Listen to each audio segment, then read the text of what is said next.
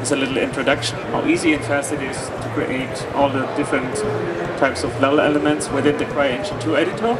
We have here in our environment system now a quite longer view distance. It's not just like maybe in other engines 1,000 kilometers with a big fog effect like this that you can see up here, 1 kilometer, but we have up to 16 kilometers view distance without slowdown because we got a integrated LOD system, so the terrain is optimized and the trees are optimized. So even though we have 2 million polygons on screen, its frame rate is pretty good. So together with this long view distance, we thought about integrating a 3D cloud system, so you can actually move inside the clouds, or they travel around, so they are not statically baked into the skybox anymore. Let's move down a bit. Maybe here to the city. Let me show you the how we light the level. The lighting is done with our time of day lighting system. So you can say where the sun should rise, and you can say how bright it is, and what type of fog settings you can have, 0.5 maybe. As you move to the night, we get a star map. It's not a texture of the stars. So really, it's a generated texture based on a position where you are on the Earth. So the sky map automatically updates them. Also, you might notice the shadows are updating in real time. They are really, smooth, soft shadows.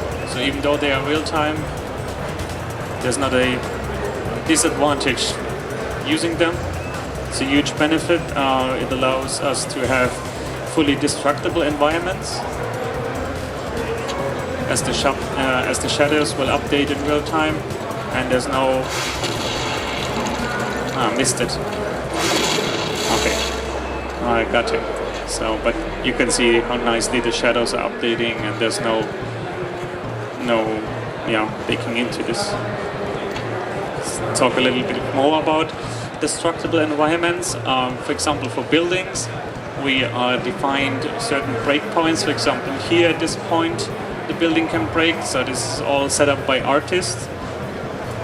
They tell you where it should break. Let's throw some hand grenades, and bada boom, it breaks.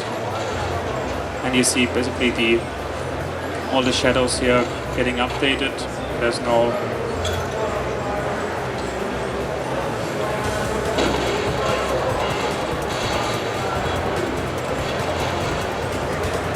and they are resting, so there's no intersection happening anymore.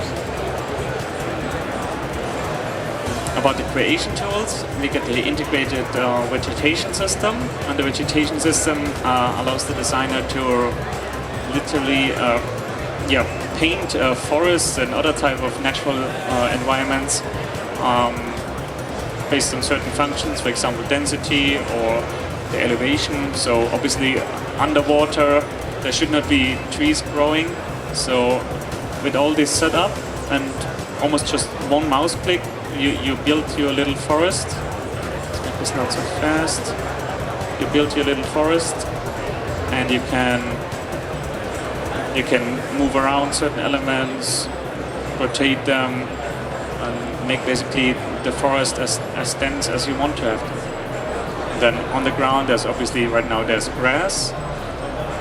Let's turn on the procedural vegetation. So these are distributed objects based on the ground coverage. For example, if I paint the forest texture, I defined within the vegetation system there should be little plants growing on them, and I can also define how dense this should be.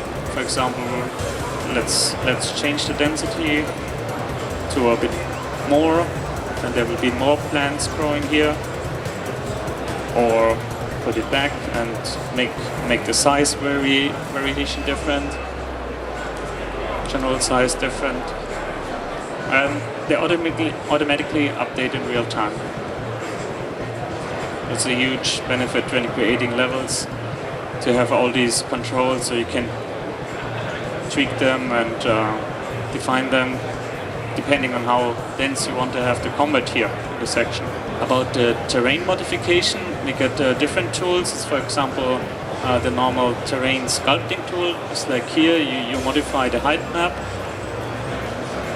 and you can say, oh, I want to have it this high. Oh, I want to cut in here some mountain, and the shading obviously get also updated in real time.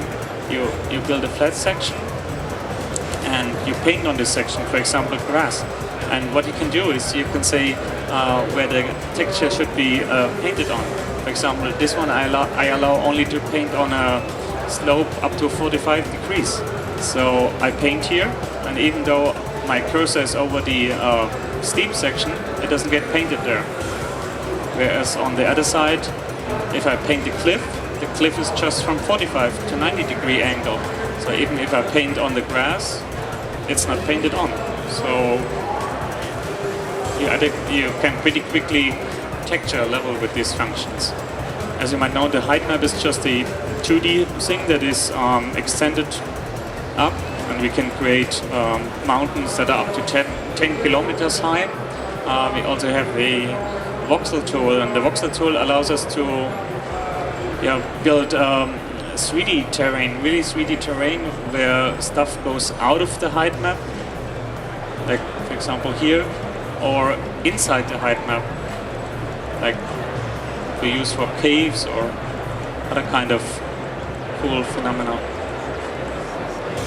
Inside here you can obviously also texture this or smooth it out. Then you walk inside and the geometry automatically got updated.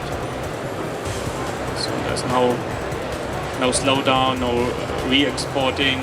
All this is pretty easy to sculpt out.